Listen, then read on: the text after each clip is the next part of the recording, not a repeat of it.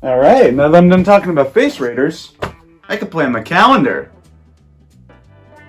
Wait, it's already June? But if it's already June, then that means... Oh, God. Yeah, you like it when I touch you like that. Dirty, dirty girl.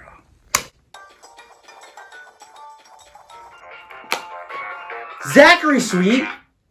Hello? Gabe, this is bad. Real bad. I don't want to alarm you, but it's already June. But if it's already June, then that means...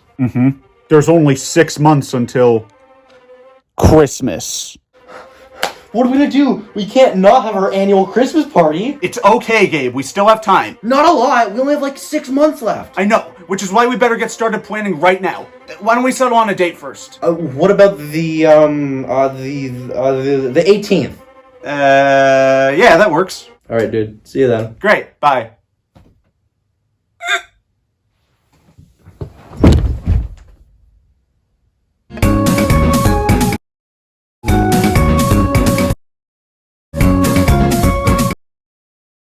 Now that was a bangin' coma. What day is it?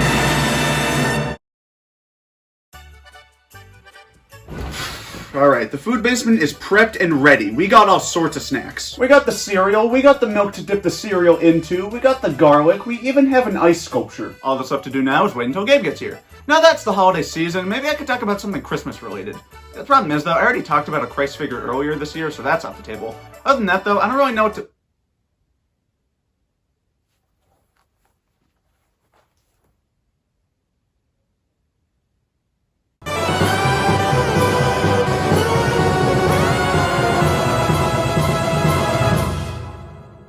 The Wii U was like a really fun doorstopper, and its sales reflected that. Only 13 million units sold. Not horrible, just really bad. No doubt one of the biggest reasons why it didn't sell that well was because there was a lack of first-party Nintendo games. Now, I'd argue that by the end of the Wii U's life, it had a pretty solid lineup. We got Smash Bros, Splatoon, Pikmin, Mario Maker, Mario Kart. But when it was starting out, it was just miserable. It did have New Super Mario Bros. U, but it's a new Super game. It's not gonna wow anyone. And for a while, the Wii U was missing its own 3D Mario game. The N64 had Mario 64, the GameCube had Sunshine, the Wii had Galaxies 1 and 2, the Wii U had Party Fill. Do you see where I'm going with this? The Wii U needed its own big 3D Mario game. That would give it a nice boost in sales. And this was Nintendo's first HD system. The sky's the limit on what they could do. Maybe we'll get another Galaxy game, or maybe even an open sandbox game like 64 and Sunshine. That would be cool. The next Mario game is going to be insane and will no doubt sell a fuck ton of Wii U's. 3D World did not do that. 2013 brought a Super Mario 3D World, a sequel to 3D Land on the 3DS. This game is phenomenal.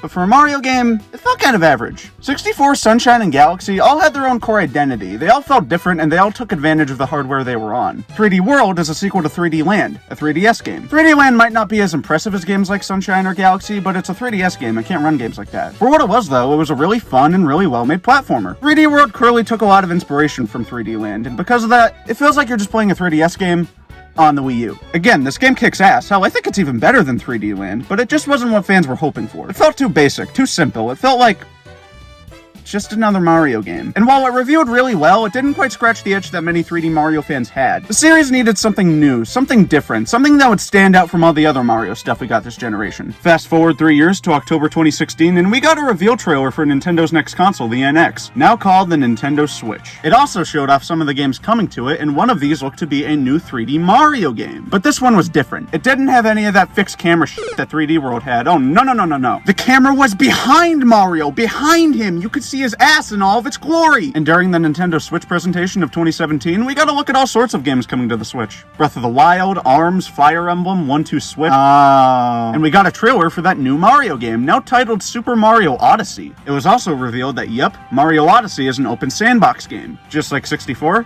just like Sunshine. Mario was running around in all sorts of wacky environments, including a realistic human city. Fun fact, Mario is 5'1".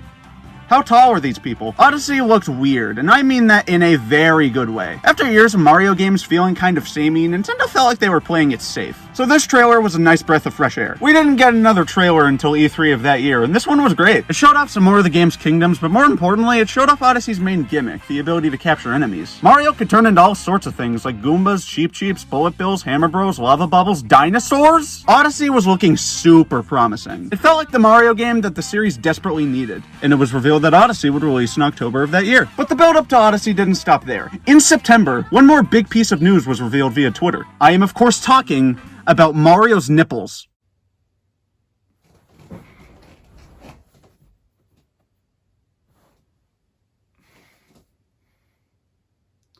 Why am I horny? Nintendo made a tweet that showed Mario's Thelia, and Twitter went nuts. They unfortunately didn't show his cock like that one comic did, but it's not often that we get Nintendo characters in the nude, so I'll take what I can get. And on October 27th, Mario Odyssey was finally released. My dad actually offered to buy me the game at launch since it was close to my birthday. I could think of it as like a late birthday present. Nowadays, I get a lot of Nintendo games on their launch day, so you'd think that it'd get Mario Odyssey on the day of its release. I did not get Mario Odyssey on the day of its release. I think I wanted to wait until Christmas so that way I'd have something to do on Christmas. Looking back, that was a really dumb decision. If Odyssey was released now, I'd jump to get it on launch day. Idiot! Christmas came though, and Mario Odyssey was finally in my hands, and this might shock you, but the game is good. Odyssey starts off with a bang. Mario is fighting Bowser on an airship. Mario games usually have this whole routine where Mario gets invited to Peach's castle, he runs over, and then Peach is taken by the silly turtle man. It's nice to see that Odyssey doesn't waste your time and gets right into the meat of it. Unfortunately for Mario, he gets absolutely trounced by Bowser and is flung off the airship. Mario has to get Peach back along with his new friend Cappy,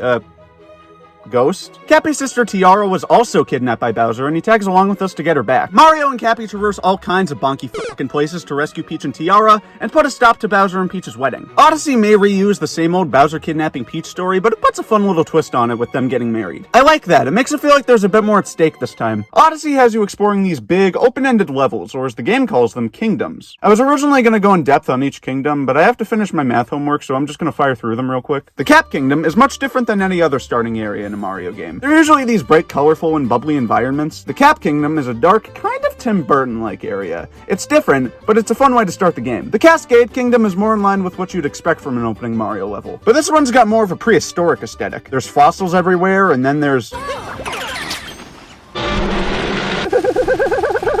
I like this one. The Sand Kingdom is a desert level that I like. I think it's the biggest kingdom in the game, actually, which is really cool to have it so early on. I really like the contrasting colors of the red sand and the blue sky, and I like the Mexican theme. The Lake Kingdom is fine. This one is just really small. You're in and out in like 10 minutes. It's not a bad kingdom or anything, but compared to some of the other ones, there's just not a lot to it. The Wooded Kingdom is another one of those really open-ended levels. I like the gardening theme, and it feels like there's a lot of hidden stuff here. One of those things is this whole secret area called the Deep Wood. The Wooded Kingdom is big and chock full of secrets and is how a kingdom is done. It's easily one of the best in the game. The Cloud Kingdom stinks. It was only made for a boss fight and nothing else. I mean, for God's sakes, it's just a circle. There's nothing that makes me want to come back here. It's dumb, it sucks, its only redeeming quality is that it has a very sexy skybox. Moving on. The Lost Kingdom is fine. There's not really much I can say here. It goes for that Mario jungle aesthetic, which I was never really a huge fan of. The Lost Kingdom also has Klepto, that stupid whore bird from Mario 64. Other than Klepto, though, there's not really much of note here. The Metro Kingdom, or New Donk City, is easily one of, if not the best kingdom in the game. It clearly takes inspiration from Shanghai, and slapping Mario in a city might sound weird at first, but in this game, it's just weird enough to work. I love leaping from building to building, I love the scooter and the HD rumble of the Joy-Cons going brrrr. I love all the creepy, realistic people walking around. I love how they made Pauline actually interesting by making her a vocalist. I love the festival, and oh my god, there's just so much good stuff here. I love everything about this kingdom. It is the first thing that I think of when I think Mario Odyssey. Next up is the Snow Kingdom, and this one's good. This is one of the smaller kingdoms, and I don't know why, but the Snow Kingdom is oddly charming. I like the little snow village, I really like the Chivarians, and I love the race. The Seaside Kingdom goes for that tropical Mario vibe, and it's quite nice. I like these little bubble guys, and I like the boss. Like the Metro Kingdom, the Luncheon Kingdom is one of the best in the game. Everything here is food themed. That's so silly. The Luncheon Kingdom also has a bit more platforming than the other ones. The other kingdoms are more focused on exploration than actual platforming. I do kind of wish that Odyssey had a bit more platforming, but the game is already so much fun that I don't really care that much. The Ruined Kingdom makes me sad. Like the Cloud Kingdom, this one was only made for a boss fight. The thing about the Ruined Kingdom, though, is that it looks fucking sick. It feels like something out of a Dark Souls game. I feel like they could have done a lot more with this aesthetic. Going through this big, gothic, haunted castle in a Mario game would have been awesome, but all we got was a pretty good boss fight with this dragon. On a side note, I'm really digging how disgustingly realistic this guy is. Next up is Bowser's Kingdom. This one goes for that whole Bowser's Castle vibe, but instead of going for a generic castle, Odyssey goes for more of a Japanese castle look. I don't have a lot to say about this kingdom, but it's good. I like these little bird guys, and I like the boss. The Moon Kingdom is the final kingdom of the main game. I like the low gravity, and I love the ending to this one, which I'll get into later. After beating Odyssey, you unlock the Mushroom Kingdom, which is pretty much a big love letter to Mario 64. The layout of the castle is the same, there's a Yoshi egg on the castle, you jump into paintings to fight harder versions of the game's bosses. The courtyard. It's a nice little reward for beating the game. That's not all the game's kingdoms though. There's 2 left that we haven't touched yet. But before we get to those, we gotta talk about this game's main collectible. In 64, you collected stars. In Sunshine, you collected shines. In Galaxy, you collected stars. Again, in 3D Land, you collected star coins. And in 3D World, you collected stars that were green. Odyssey switches things up and has you collecting power moons. In each kingdom, there's a set amount of moons you have to collect to move on to the next. 64 and Sunshine had this thing where every time you got a star or shine, you were thrown out of the level, hence the phrase, 64 and Sunshine are great games and all, but I fucking hate getting booted out of the levels each time I get a star and or shine. With Odyssey, you don't have that problem. Once you get a moon, you can just grab another with no problem. This makes Odyssey really addictive. It's fun to just pop the game in every now and then, grab a moon or 2, and then get back to being depressed. After you beat the Moon Kingdom, you have to collect more moons to go to the dark side and the darker side. The dark side is the most phallic kingdom in the game, and it's just fighting the Brutals with the moon's gravity. I don't like the Brutals that much, and the moon's gravity makes them no fun to fight. I don't like this kingdom. Darker side is kind of like this game's Champion's Road. It's not as hard as Champion's Road, but it is longer. Like, a lot longer. Darker side is a fun challenge and all, but it just goes on and on with no checkpoints. I like this kingdom, but beating it can be kind of a slog. That's all fine and dandy, but how many moons are there? Oh? Yeah, Odyssey has 999 moons. That's a lot of moons.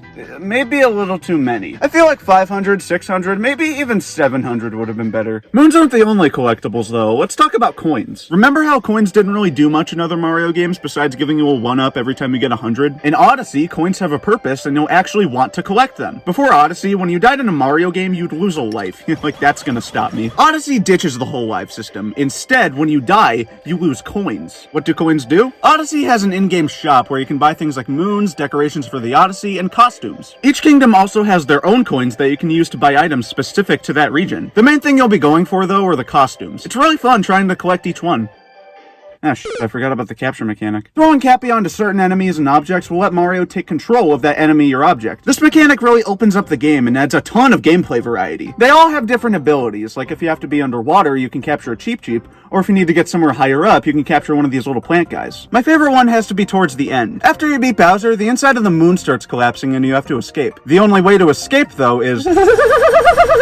Mario Odyssey was already a great game, and the capture mechanic just makes it that much better. I also want to touch on this game's music, because it is just peachy. It's not quite on par with 3D World's music. That game's soundtrack is like porn for my ears. But that doesn't stop Odyssey from having some excellent tracks. Some of my favorites include the New Donk City theme, the Wooded Kingdom theme, and if you don't like Jump Up Superstar, you can go suck a nose. In short, Mario Odyssey's soundtrack is very good, and it gave me an erection. Gabe is here!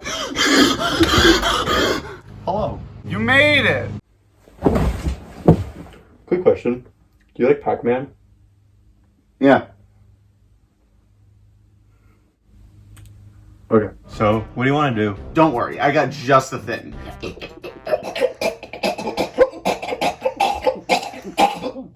Want to play as a hat? No! You know how much I hate hats!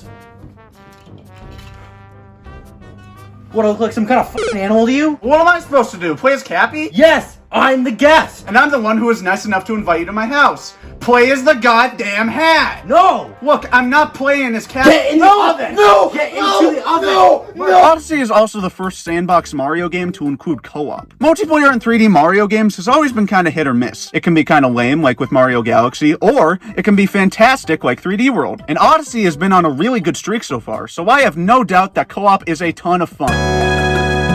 One player controls Mario and the other controls Cappy. Mario has a much better control scheme than Cappy. All Cappy can do is move around.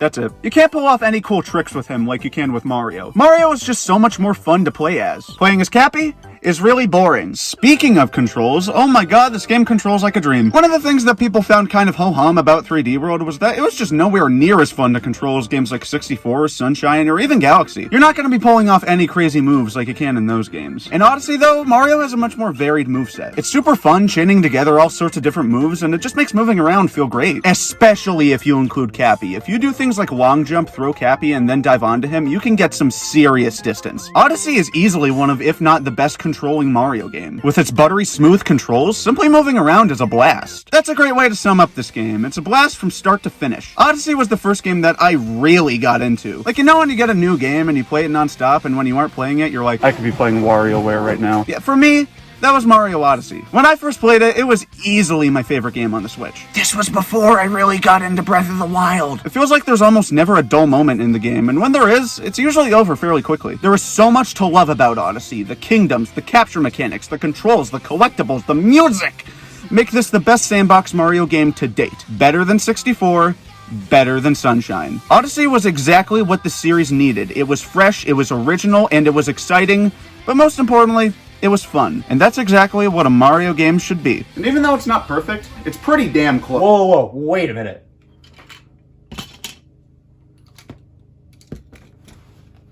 What? Your shirt. What about it? You know, the blue one, you know, with the goose on it?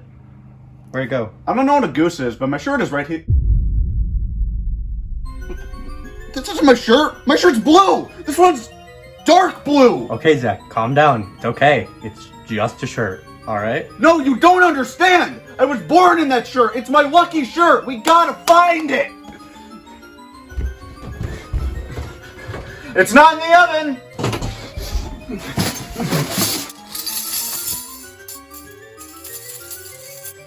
It's not in the trash!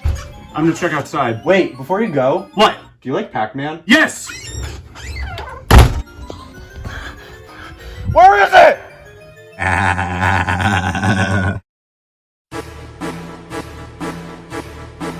Sweet Jesus, it's Jesus. That's right, fucker. You looking for something? You son of a bitch. You stole my shirt? Why? Is it because I'm agnostic? Oh no, I couldn't care less about you being agnostic. I stole your shirt because it's something much worse. You may be agnostic, but you're also something much, much worse. Something irredeemable. You What? like What? What is it? the 2DS.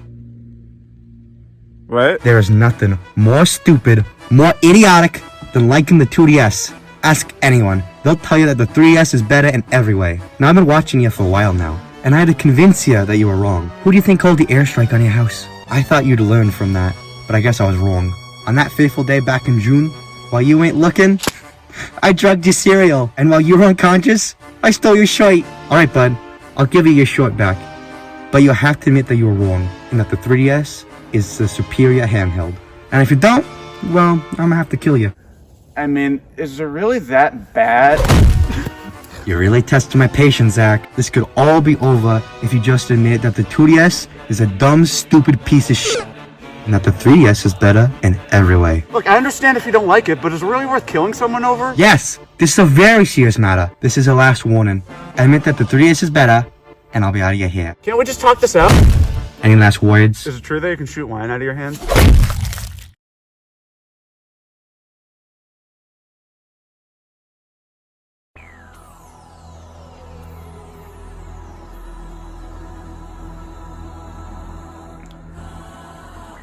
Yeah, phooey. 挨拶ザック 2DS, what are you doing here? Am I dead? いいえ、あなたの無意識。イエスはあなたをかなり激しくノックアウトしました。Yeah, none of this would have happened if I didn't like you as much as I did. Maybe he's right.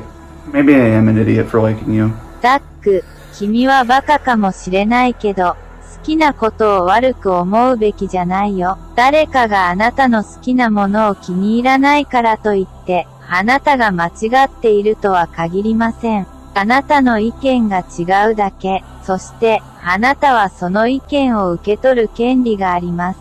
イエスがあなたの上にいるとは思わないでください。You know what? You're right. I may be an idiot, but I shouldn't feel bad about liking something. Just because someone doesn't like what I like doesn't mean that I'm wrong. I just have a different opinion, and I'm entitled to that opinion. I shouldn't think that Jesus is above me, because he isn't. それは精神だ。私が行く前に、私はあなたのために何かを持っています。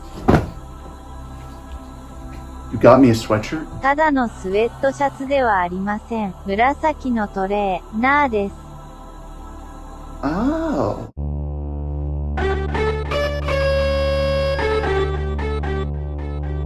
You just don't know when to quit, do you?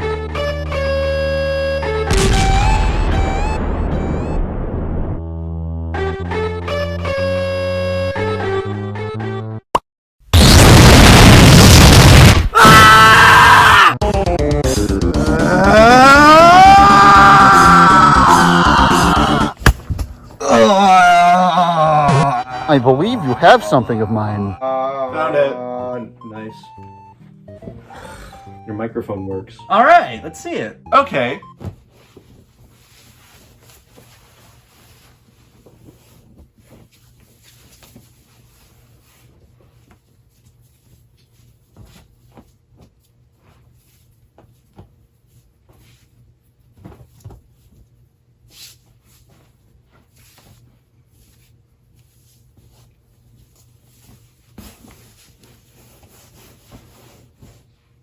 Alright, now that all that's taken care of, here's your Christmas present. Oh man, Bowser's Inside Story! This is the 6th time you've gotten me this. Please beat it. I'm begging you. No, here's yours. Wow! This is just what I wanted! So, do you like Pac-Man?